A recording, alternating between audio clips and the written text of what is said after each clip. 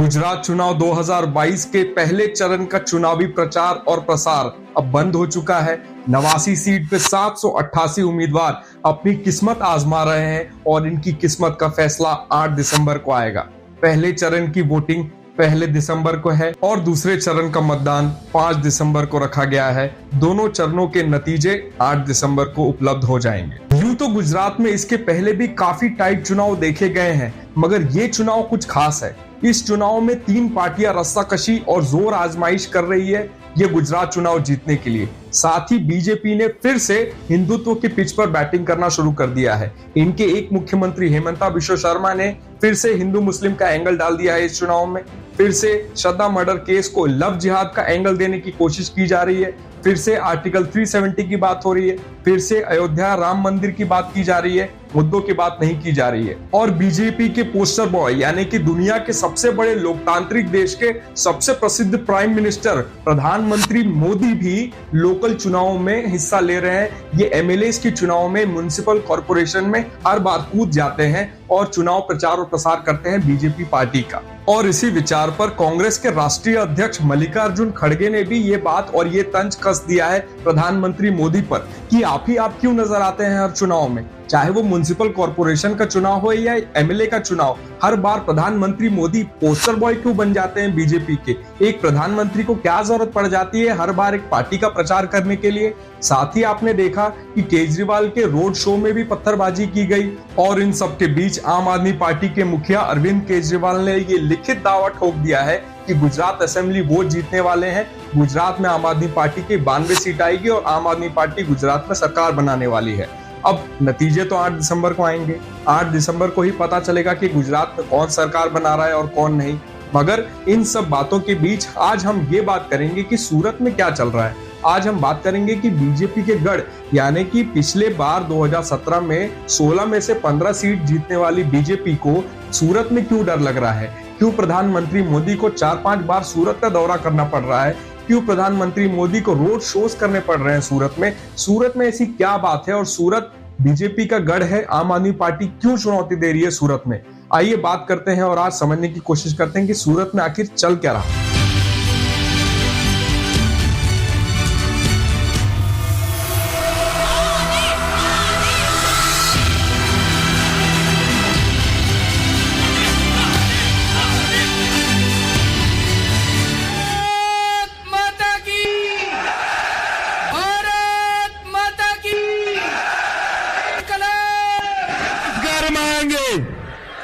आप किसान मांगे, आप दादा मांगे। नमस्कार दोस्तों, मेरा नाम है जय सिंह और आप देख रहे हैं द कुर्ते वाला शो। आज का विषय खास है। खास इसलिए है क्योंकि आज हम बात करने वाले हैं दुनिया के सबसे बड़े पार्टी के सबसे बड़े चुनावी जमीन गुजरात की, उसमें भी सूरत की, जो कि हिंदुत्व की लैबोरेटरी मानी जाती है और इनकी अर्बन सीट्स की रीढ़ मानी जाती है। अब आपको समझना जरूरी है कि बीजेपी के 66 सीट अर्बन एरिया वाले गुजरात में फिक्स होते हैं और इसमें अगर किसी ने सेंध लगाई तो सबसे बड़ी छटपटाहट और सबसे बड़ी घबराहट हो जाती है बीजेपी को। और ये जमीन खिसक गई तो समझो गुजरात भी खिसक गया। बीजेपी एक अर्बन पार्टी मानी जाती है और इनकी जड़ें अर्बन एरियाज में ज्यादा पेनिट्रेटेड है, ज्यादा घुसी हुई हैं। तो इन्होंने 2017 में सूरत में 16 में से 15 सीटें जीती थी और राजकोट में, जो कि इनका एक और अर्बन एरिया वाला ग्राउंड है, वहां पर इन्होंने 8 में से 7 सीटें जीती थी। सूरत पाटीदार समाज का गढ़ माना जाता है और 2015 में पाटीदार अनमत आंदोलन समिति नामक एक आंदोलन हुआ था, जहां पर पाटीदार समाज ने ओबीसी का दर्जा मांगा था और रिजर्वेशन कैटेगरी में से उनके लिए कुछ खास कोटा मांगा गया था ताकि उनको गवर्नमेंट जॉब्स में कुछ छूट मिल सके। इसी को लीड कर रहे थे हार्दिक पटेल और उनके साथ थे अल्पेश कथीरिया। तो हार्दिक पटेल तो अब बीजेपी में चले गए और अल्पेश कथीरिया को आम आदमी पार्टी ने अपनी तरफ से इस बार टिकट दे दिया है और ज्यादातर आम आदमी पार्टी फोकस कर रही है पाटीदार समाज के लोगों पर और पाटीदारों को इस बार आम आदमी पार्टी ने बहुत सारे टिकट्स भी दे रखा है, जो कि आते हैं सूरत राजकोट से। अब इंटरेस्टिंग बात यह है कि बीजेपी और कांग्रेस भी अब तक पाटीदार वोट्स खाने के लिए पाटीदार समाज के लोगों को सीटें देते आ रही है और इसीलिए बीजेपी का ये अर्बन पार्ट में पकड़ बहुत मजबूत हो गई है और 27 साल से बीजेपी को यहाँ पर कोई चुनौती देने वाला मौजूद नहीं था। मगर अब आम आदमी पार्टी ने यहाँ पे एंट्री मार ली है। आम आदमी पार्टी भी एक तरह से कहा जा रहा है कि अर्बन पार्टी है।